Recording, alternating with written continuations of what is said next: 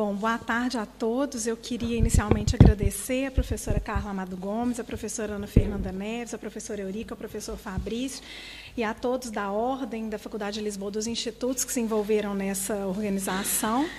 Para mim é uma felicidade, uma honra, mas talvez mais ainda uma responsabilidade falar nessa casa, onde eu tive a felicidade de me doutorar, onde eu fui muito desafiada, mas de onde eu saí muito feliz.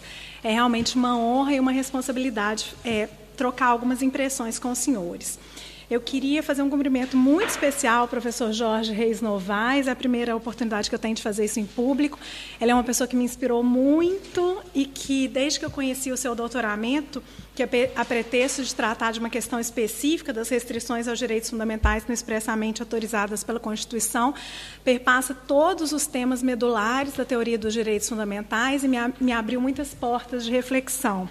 E eu posso dizer que hoje também me inspira muito na minha atividade docente na Católica de Minas Gerais.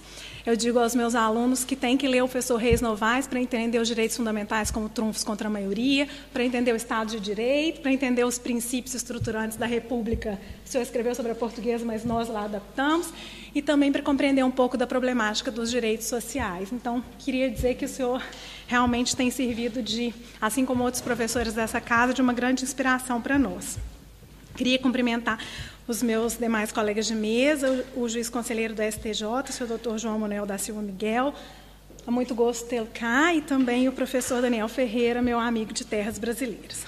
Bom, o tema que nos coube hoje é o tema das liberdades fundamentais. E esse tema, ele convoca uma série de reflexões muito atuais, quer seja sobre a proteção, quer seja sobre a compressão das liberdades fundamentais, num cenário em que o terrorismo tem ultrapassado qualquer controle, qualquer fronteira, mas também, diante de muitas situações internas, as liberdades, por exemplo, é possível portar armas livremente. Se a gente acompanha os últimos acontecimentos do cenário norte-americano, essas indagações também começam a surgir. Além daqueles clássicos dilemas que a liberdade sempre coloca em face do Estado. São sempre constantes e revisitadas as discussões sobre eutanásia, aborto, reprodução assistida, uso de drogas. No Brasil, recentemente, o próprio ensino religioso. Para citar alguns exemplos, além da nossa sempre revisitada questão da privacidade nessa nossa sociedade da informação ou do espetáculo. No nosso caso, brasileiros, e agora, por conta das questões de ontem aqui em Portugal, a situação política também nos tem colocado numa necessidade de discutir permanentemente a questão das liberdades fundamentais. No Brasil, diante da atuação de instituições muito importantes para a República, como a Polícia Federal, o Ministério Público e o próprio Judiciário, nós temos que refletir se não estão havendo, nessa cruzada contra a corrupção, algumas questionáveis afrontas às liberdades fundamentais. Alguns já falam no Brasil, infelizmente, num estado de exceção. E aí a gente volta à ideia de que as liberdades fundamentais e a noção de Estado de Direito estão mesmo imbricadas. É muito triste, mas uma situação que ilustra essa situação vivida no Brasil é a recente tragédia do suicídio do reitor da Universidade Federal de Santa Catarina, que havia sido preso provisoriamente por uma alegada obstrução à justiça e acabou por se suicidar após ter sido solto. Isso tudo sem deixar de pontuar uma necessária questão que sempre vem à tona em contextos de miséria e de pobreza, em que os direitos sociais não têm uma mínima eficácia e acabam comprometendo necessariamente o exercício das liberdades fundamentais. E mesmo que a gente não chegue a equiparar as várias categorias de direitos, eu conheço a posição do professor Jorge Reis Novaes acerca dos direitos sociais, pelo menos a gente começa a pensar que é necessária alguma efetividade unitária do sistema de direitos fundamentais que relativize, ainda que não completamente, aquela clássica dicotomia entre direitos de liberdade e direitos sociais. No nosso caso brasileiro, a gente acaba tentando ignorar, mas a gente ainda tem uma outra situação, que é a situação que muitas vezes há uma completa ausência de Estado e que, mesmo deixando de lado essa baixa eficácia dos direitos sociais, a gente tem situações de compressão muito clara dos direitos de liberdade. Basta pensar, para dar um exemplo, nas favelas do Rio de Janeiro. E né, eu acho que todas essas questões que, de certa forma, comprimem as liberdades, uma hora vão ser confrontadas com as fronteiras de sustentabilidade da vida no nosso planeta. É claro que nós estaremos diante de uma outra sorte de limitações fáticas, mas se em algum momento a gente começar a falar e algum dever com alguma densidade normativa, deveres de sustentabilidade ou de equidade intergeracional, por certo que esses deveres em algum momento vão importar alguma compreensão na compreensão das nossas liberdades clássicas. Disso tudo, desse cenário muito breve, a gente acaba concluindo, como disse Alex, quando tratava da tensão entre democracia e direitos fundamentais, que em termos de direito nada está garantido, né? Havia um tempo em que a gente discutia muito o retrocesso em face dos direitos sociais. E hoje nós estamos vendo que o retrocesso e as novas ameaças não são monopólio dos direitos sociais. Também os direitos de liberdade podem ser colocados em xeque. O que está a exigir sempre, né, de nós que pretendemos discutir alguma coisa em direito, que a gente tenha uma atitude reflexiva e crítica e busque enfrentar esses retrocessos e essas ameaças para ver se são constitucionalmente aceitos ou se novos equilíbrios são reclamados por uma nova realidade ou por uma nova necessidade. Tendo feito esse breve panorama, eu queria propor aos senhores uma breve reflexão, tomando como ponto de partida o tema central dessa conferência, que é a prevenção da corrupção e a boa governação. Eu queria tratar de uma pretensa norma de transparência. Queria partir um pouco das reflexões do professor Rui Medeiros, seu livro A Constituição Portuguesa num Contexto Global, em que ele chama a atenção, dentro de uma série de outras reflexões, que por vezes nós temos hiperbolizado um pouco o discurso dos direitos, nos esquecendo de uma outra componente muito importante do Estado de Direito nesse nosso mundo global, que é o princípio democrático. Eu queria, então, tentar pensar a administração, essa norma de transparência e qual é a relação dessa norma de transparência com o exercício das liberdades fundamentais, mais especificamente os direitos políticos. Existe uma norma de transparência no âmbito global? Existe uma norma de transparência nos nossos estados? A professora Edith Brown Weiss, no seu curso de verão proferido esse ano na Hague Academy, tratou como normas fundamentais do direito internacional público atuais a norma da cooperação, da não agressão, da dignidade humana, da equidade intergeracional e da accountability. E ela juntou essas normas fundamentais, duas normas que ela entende que são normas emergentes no cenário global. Uma delas é a norma de transparência e a outra é a norma anticorrupção. Também a professora Anne Peters enfrentou esse tema da transparência numa obra coletiva coordenada com Andrea Bianchi. É certo que ambas as professoras acabaram por tratar da transparência no âmbito do direito internacional, mas acho que isso não nos impede de colher aí dados para tentar tratar dessa norma de transparência nos nossos contextos constitucionais internos, buscando aí mais uma vez uma reflexão do professor Rui Medeiros da Constituição nesse contexto global. Em geral, a gente encontra nas nossas constituições algum fundamento para impor um princípio de publicidade. Isso não é tão claro na Constituição portuguesa, mas existem fundamentos lá também. Na Constituição brasileira, no artigo 37 caput, está colocado de maneira imperativa que a administração pública deve atender ao princípio de publicidade. Isso também, né, adviria, claro, da ideia de república e da ideia de que o poder emana do povo e deve ser exercido em seu nome. No caso brasileiro, a gente tem uma série de outras imposições legais específicas de publicidade, seja na legislação de licitação e contratos, seja nas leis de processo ou procedimento administrativo, sejam algumas obrigações de publicidade muito reforçadas no que tange aos gastos públicos presentes hoje na nossa lei de responsabilidade fiscal, seja ainda obrigações de publicidade ativa e passiva que estão muito bem disciplinadas na nossa lei de acesso à informação administrativa. Mas, diante de todas essas normas que falam especificamente de publicidade, eu acho que a gente teria que perguntar, né? Nesse nosso mundo caleidoscópico, nessa sociedade, por vezes chamada sociedade de risco, a sociedade da informação, essas imposições de publicidade, elas são suficientes nessa sua compreensão clássica, ou elas estariam a nos impor um dever renovado de transparência que vai além de dar publicidade oficial a determinados comportamentos estatais? Eu, particularmente, queria defender hoje, de maneira muito incipiente, que há uma norma de transparência que ela se impõe à atuação administrativa e que ela é um importante instrumento, quer para a boa governação, quer para a prevenção da corrupção, quer também, com igual relevância, para que a gente tenha um verdadeiro exercício livre das liberdades políticas, que são fim em si mesmo, mas que acabam por colocar em movimento o princípio democrático que eu destaquei anteriormente. Eu queria dizer, então, que eu acho que existe esse princípio geral de transparência que deve reger a atuação estatal, e eu não entendo que ele geraria, por si próprio, um reflexo direito geral à transparência. A gente tem que tomar cuidado, porque no Brasil tudo vira um direito fundamental. Eu não estou tratando disso aqui. Eu acho que há um dever que se impõe à administração pública, um dever de caráter procedimental e substancial e que, em determinados momentos, pode gerar uma situação subjetiva específica. Pode ser um direito à informação, pode ser um direito a participar de um procedimento, pode ser um direito a um acesso a um documento público e por aí vai. Mas eu queria tratar isso muito mais como um dever que se impõe sobre a atuação administrativa. Quais que seriam os benefícios dessa norma de transparência?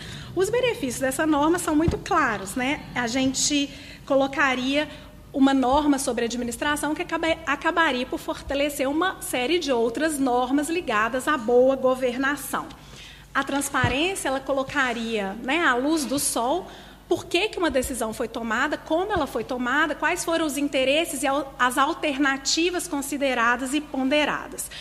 A gente teria uma base para a crítica, para a inovação, para novas ideias.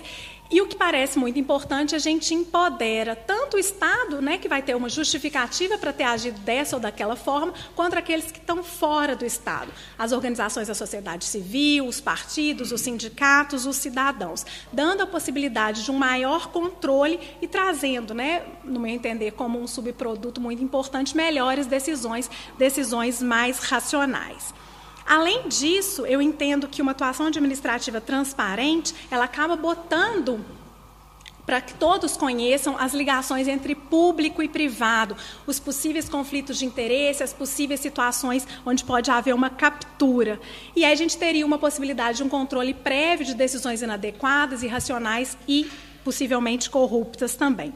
E, junto com tudo isso, a informação acerca da atuação administrativa, ela se colocaria como algo, uma pré-condição para um exercício consciente das liberdades políticas. Bom, se os benefícios da norma de transparência que eu sustento são claros, é um pouco menos claro dizer do conteúdo dessa norma, né? Abordar e fundamentar todos os possíveis aspectos dessa norma, o seu conteúdo, as obrigações específicas e concretas que adviriam daí, quais seriam os obrigados, quais seriam as sanções pelo descumprimento, ultrapasse muito essa breve reflexão que eu queria fazer com os senhores. A professora Braun-Weiss, ela vai destacar que a transparência é, de fato, imprescindível nesse nosso mundo caleidoscópico, mas ela mesma admite que é difícil aceder de maneira clara ao seu conteúdo. A professora Anne Peters vai falar da mesma maneira, que é preciso fazer uma viragem do direito público para a transparência. É preciso transformar os espelhos em janelas, mas vai dizer que a gente ainda está muito mais diante de parâmetros morais e culturais que propriamente de estándares normativos. Elas estão falando lá no direito internacional e eu acho que, de fato, há essa dificuldade, mas que no direito interno a gente tem um pouco mais de facilidade de aceder ao conteúdo dessa norma, principalmente partindo daquelas âncoras normativas que em todos os sistemas a gente tem e que tratam de alguma maneira dessa ideia de publicidade. Eu entendo que essas âncoras podem ser interpretadas como prestações específicas desse princípio geral de transparência que deve reger a administração pública e que deve, né, levar não a uma mera publicidade, não a uma mera publicação de comportamentos ou decisões públicas em diários oficiais, mas, de fato, a que a administração tem o dever de coletar, organizar informação acessível e compreensível para os cidadãos, quer acerca dos comportamentos públicos e dos agentes públicos, quer dos comportamentos de agentes privados poderosos e que estejam aí em temas centrais da vida coletiva. Por meio do cumprimento desse dever pela administração, os cidadãos vão ter acesso à informação suficiente, sistematizada, atualizada, relevante e compreensível, que eles não acederiam individualmente e que é uma pré-condição para o exercício livre e consciente, quer dos seus planos, das suas escolhas de vida, quer dos direitos políticos que, como eu disse, colocam em movimento o princípio democrático. Então, eu vejo, para começar essa reflexão naquelas âncoras normativas que eu citei, precipitações essa norma de transparência, e eu escolhi tratar hoje como uma primeira reflexão desse dever de informação que é central para essa norma de transparência que eu sustento e que recairia sobre a administração pública. Por certo, a gente teria uma série de outras questões a tratar quando fala da norma de transparência. Por exemplo, em que sentido, que tipo de procedimento, quem participaria, mas eu não tenho como me alongar nesse sentido. Eu entendo que no Brasil a gente tem uma série de exemplos que mostram que hoje a gente tem publicidade, mas a gente não tem transparência. Então, eu acho que essa pretensa norma de transparência que eu sustento, ela não tem sido observada. E que ela deve ser observada considerando, no caso brasileiro, o déficit educacional da nossa população. É preciso produzir informação inteligível para a população, senão essa norma de transparência não vai adiantar de muita coisa. Não se trata de ficar publicando no Diário Oficial extrato de contrato, não se trata de manter nos sítios oficiais a remuneração dos servidores públicos, nem de toda noite, em todas as rádios do país, a gente ouvir aquelas notícias pasteurizadas acerca do funcionamento dos três poderes, né?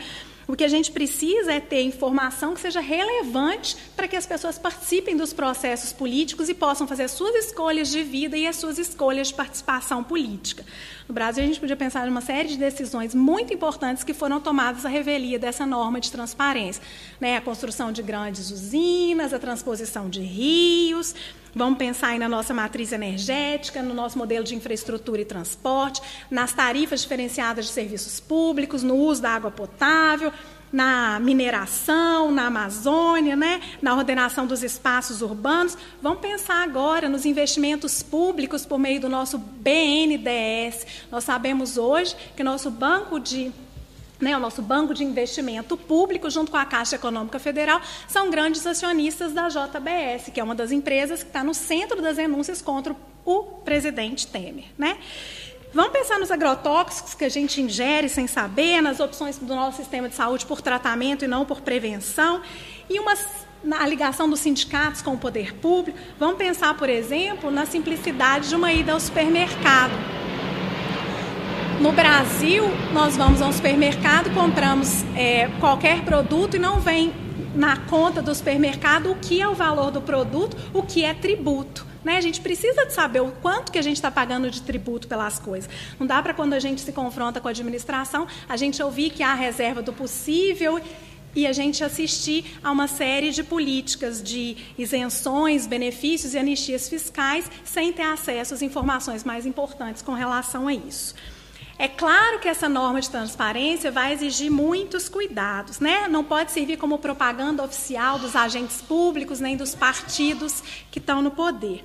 Muito menos deve servir como um monopólio para abafar a opinião pública, para abafar a liberdade de imprensa, a liberdade de expressão e manifestação do pensamento. Não é nada disso. A administração deve fornecer informação e é claro que a gente tem que ter essa outra esfera de liberdade. Mesmo com esses limites e riscos na transparência, eu acho que ela é sempre preferível à opacidade quando a gente está diante da administração pública. A transparência, no meu ver, tem que ser a técnica e o objetivo a se perseguir na atividade estatal, fortalecendo a boa governação e a participação democrática pelo exercício informado, quer da participação administrativa, quer das liberdades políticas. É claro que a gente precisa tomar a sério essa norma de transparência para que ela não desemboque também numa política do espetáculo que apenas simule, né, uma transparência proativa ou que não acabe por fornecer informações aos atores públicos e privados que já são poderosos e que desequilibram o jogo político. Como escreve a professora Anne Peters, a transparência certamente tem um potencial emancipatório e pode atuar para deslocar o centro do poder, desafiando essa combinação entre poder político e segredo, né, que acaba podendo levar ao abuso de poder e, eu diria, facilitar talvez a corrupção. A transparência, ela empodera quem está de fora do Estado, porque dá informação importante e, assim, cria essa pré-condição para que as pessoas possam demandar e manter accountable aqueles que detêm o poder. E aí eu acho que accountability é sempre um termo muito difícil de traduzir. Eu fico com a tradução do professor Sérvulo Correia de responsabilidade democrática. Eu acho que a transparência é uma pré-condição para essa responsabilidade democrática. Eu entendo, por fim, que a transparência pode ser também um caminho para que a gente reconfigure o espaço público, no sentido de afastar a convicção dos que detêm o poder de que eles vão sempre chegar à decisão correta, à decisão certa. A transparência coloca, relevo numa maneira de agir do Estado procedimentalizada e que permite que os cidadãos, de alguma forma, tomem parte nessa ação, formando as suas convicções e podendo participar dos diálogos e das questões públicas. A gente acaba voltando à ideia de democracia, que eu citei o professor Rui Medeiros e também Cláudio Terno vai dizer, direitos fundamentais só florescem em democracia. Eu acho que a transparência ela é uma pré-condição desse consentimento informado dos governados, possibilita que os indivíduos avaliem a racionalidade das decisões públicas, encorajando a sua participação e, eu diria, também o controle. Eu acho que a transparência é, de fato, como diz a professora Anne Peters, um elemento constitutivo de um novo tipo de democracia global a serviço de mais responsabilidade democrática. E eu acho que talvez muitas das coisas que a gente discutiu aqui hoje, se houvesse a transparência, até os medos que a gente tem de captura, a gente saberia muito antes, é aquela história, não basta ser honesto, também tem que parecer honesto, quem está no serviço público é a mulher de César. Essa democracia, então, baseada em transparência e participação, minha forma de ver, é a única maneira de controlar a corrupção e de que a gente possa se aproximar, de certa forma, de uma boa governação a serviço de valores coletivos sustentáveis. Obrigada.